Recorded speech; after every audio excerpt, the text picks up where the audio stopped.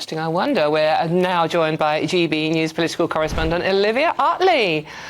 Olivia, good morning. A big week in politics coming up. A huge week. So we're going to have the vote on that winter fuel payment cut tomorrow. And it sounds as though there are about 50 Labour MPs who aren't happy with Keir Starmer's policy.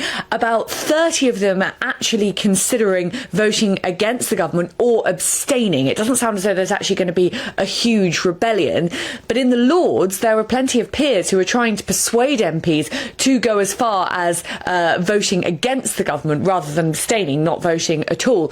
That is because the Lords are very keen to try and vote down this policy altogether when it reaches that stage of its development through the Houses of Parliament. And if MPs have shown that they don't like it at all, then it would give power to the Lords to be able to vote it down. At the moment, it doesn't look like we're going to see anything like that. Obviously, Labour has an enormous majority and it's not going to struggle to get this piece of legislation through.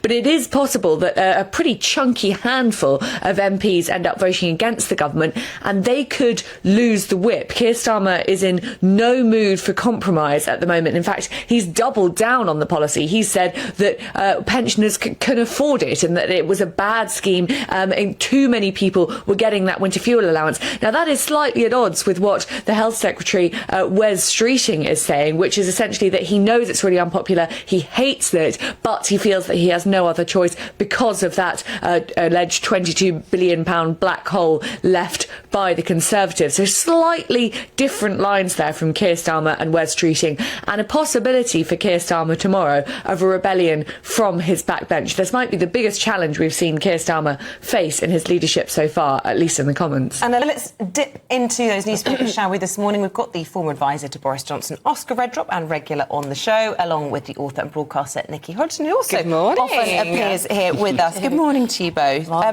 Oscar, let's start with the winter fuel payments. We've got this big vote taking place tomorrow. It could be very bruising for the newly elected Prime Minister, but more importantly, very worrying for a lot of pensioners.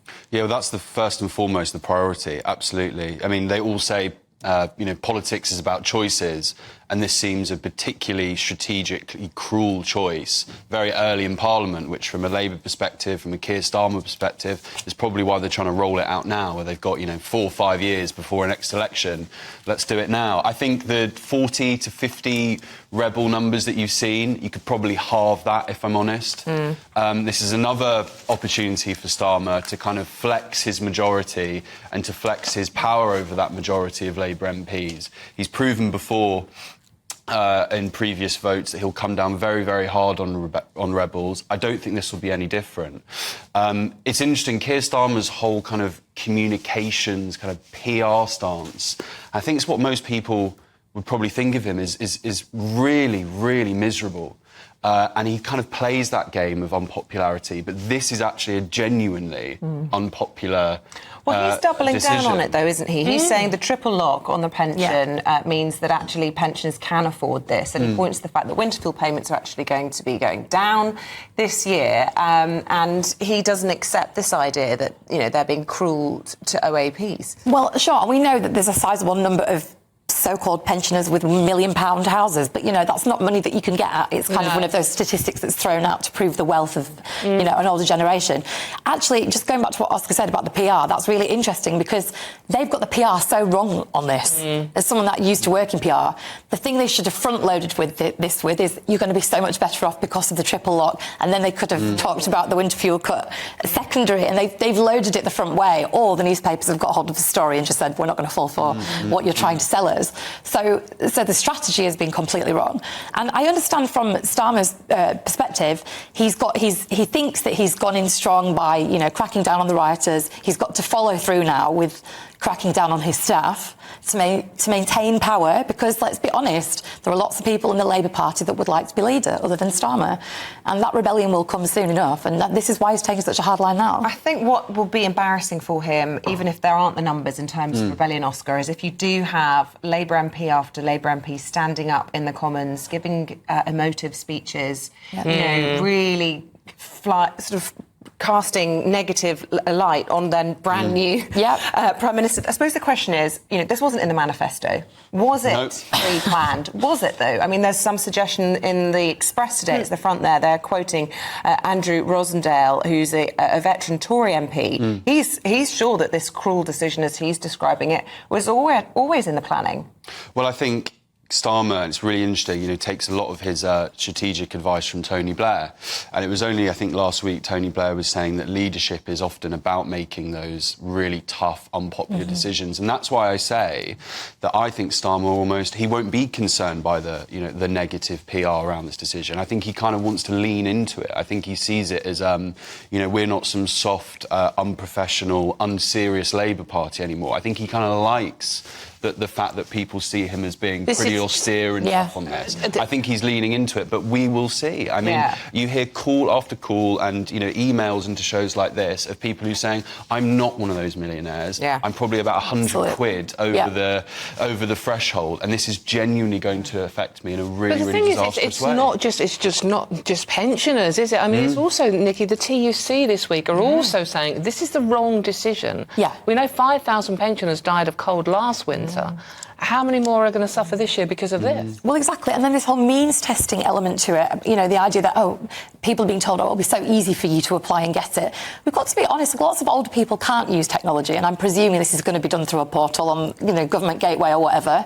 And again, it's like just that creates a barrier to entry to claiming it, and that's deliberate, I believe, because that'll stop as many people taking the money up anyway. Out of interest, I did download the form. You can download the form. You can download it. Who's in her mid-80s. It's 245 questions. Oh, my goodness, my mum literally lost the will to live after the first, what's your name and what's your address? Well, completely, and it's all designed to be like that. And it's funny because you just don't expect Labour to come up with this kind of policy. We could talk about it for half an hour, but if we want to go through some of the other papers. Nikki, you've got this story.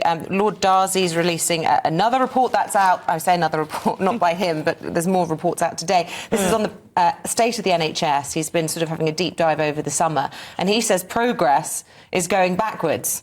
So, in other words, it's regressing. Yes, I mean, the headline, NHS in decline for the first time in 50 years. Well, I mean, that's not a surprise to anyone, is it, really? But this is actually a report that Wes Streeting commissioned hours after being elected. And this report is all to do with kind of taking a reading of the NHS post-Tory government. And it's sort of saying things like, there's some really terrible things that are happening. Heart patients are more likely to, appear with severe heart problems sooner. They're getting seen less quickly. I used to work for the heart surgeons at the Royal Brompton, so I know a little bit about this kind of stuff. But it's very, very disturbing, the numbers of people that are presenting with such serious problems down the line. And then also the numbers of children waiting in A&E when they're extremely sick, waiting in corridors. It's just... Babies and up to 2-year-olds, the numbers waiting have increased 60% since 2009. It is so worrying. But there are criticisms that this report's far from impartial. This is, of course, he is an independent peer, but he is somebody who served under Gordon Brown as the health minister. And there's a very deliberate political agenda here. It's to say this is what the Tories did to the NHS, and then this is how we're going to correct it. We know what it's about. Should be tax rises. It's just a pitch roll for tax rises. Yeah, but also everyone forgets. Look at the NHS in Wales, the state that's in. That's been under Labour. And in Scotland, not doing too well. What about the other NHS story today? The deadly link, the Mirror front page today. Oscar, this is yours. This is the Lucy Letby inquiry. Well, interestingly, we were talking in the green room, and actually we were having a quick discussion about it because it has really caught the imagination. Is probably not the best term in the world, but it has. And we were talking in the green room, and I think you actually wanted to talk to this because... Yeah, well, I did, only because, as a parent with a little baby, this trial, this whole case was happening while I was pregnant and about to give birth in a hospital, and it's just, this is the kind of stuff of nightmares, isn't it? If you are in that situation. But what's really interesting is, so this is tied to the Thirlwell inquiry, which is an inquiry into what went wrong at the hospital where Lucy Letby worked, and they're sort of saying that one of the things that they should have been more on top of was looking at the patterns of past medical serial killers, and that should be some kind of information that is fed into NHS training. Harold Shipman. Like Harold Shipman, exactly. And it's actually a fair point thinking about that, because I suppose we imagine that it's the police that deal with that kind of map making, so to speak, of what drives or motivates someone. But what they find has to be fed down into the places where these things happen, right? So it's going to be really interesting to see what comes out of that inquiry about, were there other people that thought maybe there is something nefarious going on here? I mean, it sounded like there were just so many failings, but it'll be interesting to get the actual results. Sorry for the poor parents that lost. It's just so terrible. I mean, to be reliving it all again with this, it just must be awful. So do you have I know it's interesting what your viewers think about it. What would your stances be on the kind of Free Lucy Letby campaign? Oh, yeah. How that's going? Because a lot of people are saying, and I think Wes Streeting was probably right, actually, he used the word, it's incredibly crass. There's something very odd about that psychologically, isn't there? Is it that some people just cannot believe that some people just do evil? I think that's the only way of putting it. So then they get behind. Well, I suppose there's this phenomenon of people question a verdict, and it's not just one. There's been that's couple, true. Then legitimately people question an outcome. But I think you just have to have faith in the rule of law and the whole due process. That's what I'm doing. And it's important to say that these people, I'm happy to be proved wrong if it's some extraordinary evidence, appears. Her. But at the moment, as you say, Dawn, my heart just goes out to those families who've already gone through. They're just having to relive it. Parent should ever have to go through, whoever was responsible for that, and then to have this going through the papers again, just awful. Doesn't bear thinking about. Nikki, the other big talker amongst viewers certainly is the Times front page. Crime agency tasked with tackling criminal gangs is on its knees. Yes, actually, I think Oscar wanted to speak about this. We had a little spot round. Sorry, we should have told you. Feel free to carry on. No. It was funny because in the green room I was saying, like, I feel like every week when I come on, I've kind of said the whole smash the gangs thing is just a complete and utter kind of catchphrase, political slogan with zero depth to it whatsoever. And I think it's proving to be the case as we speak. This enforcement agency that are tasked with smashing the gangs is absolutely on its knees with recruits leaving, brain drain, and then, of course, if you lose the deterrent of something like Rwanda, and I know Rwanda wasn't perfect, I completely accept that, but if you lose the deterrent and you put basically all your chips in this crime agency that are going to smash the gangs, for such a damning report in the Times today to come out, it's finished before it's even started, in my view. Yeah, I mean, the Tories constantly quoted the National Crime Agency, who said you cannot deal with this problem unless you have an effective deterrent, which they said was Rwanda. Clearly, Germany doesn't think it's a flawed idea. Well, indeed. They said, good idea. Discuss, what the future of that is. But it sounds like the National Crime Agency is not enjoying. But they did raid a few nail bars and a a few car washes, to be fair. The low-hanging fruit. The easy ones to go after. Yeah. Right, is this one yours now, Oscar? I'm going to talk about the lags being let free. Front of the Sun this morning, probation staff are warning that the mass early release of 2,000 prisoners tomorrow will swamp the service and fuel crime. So this is a really interesting one. This is something very real that is happening, and it is happening, very, very, very soon. And in politics, and we've talked about a bit today, there's reports and a quango over here, and, the next Parliament will have a vote on this. It won't be enacted until 2020, wherever. This is happening very, very soon, and it is a huge, I think it's the real story that the Sun have led with on the front page of today. This is a huge political gamble, because whilst it's not the most serious offenders, crime is a perception thing. Like antisocial behaviour, smashing a window here. Yes, I know it's not the worst crime in the world,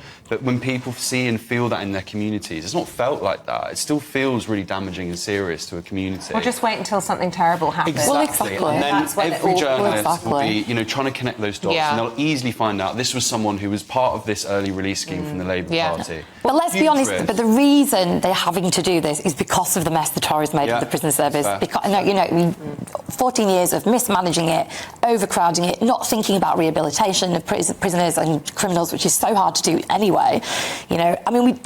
These people that are coming out, they're coming out with kind of no support, no system to keep them on the right track, and it's luck of the draw who does and who doesn't stay away from more crime. A lot of those coming out, though, have charges for domestic violence. Yes, they do, and it's extremely worrying, Dawn. Like, as a woman, as anyone who's vulnerable to that, it feels like the Labour Party are saying, we don't really care about your safety. But there does have to be a debate, probably not at this point as we're releasing prisoners back into the wild, as it were, but there has to be a debate about why, as a Western country, we imprison so many more people than any of our equivalent, counterparts, and how do we reduce the number of people that we put in prison and focus more on rehabilitation, because we know that those who go into prison come out and re-offend. And even the process starts with how we bring up young people and children, and we're not focusing enough on that. We've taken all the youth clubs away, we've taken so many resources away that supported them to do the right thing. So we are where we are. Estonia has been suggested. They've got empty prison cells.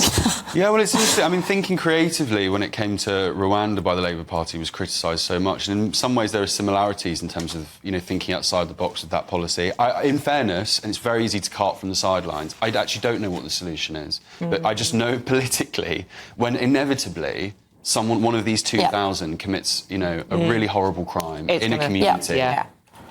Yeah, it really come back to bite them. Damaging stuff. Yeah. All right, Oscar and Nikki, we say thanks for the first pay-per-view this morning. Looking forward to the next one with both of them a little bit later on, but for now we say good morning to Craig Schnell, who is here this morning with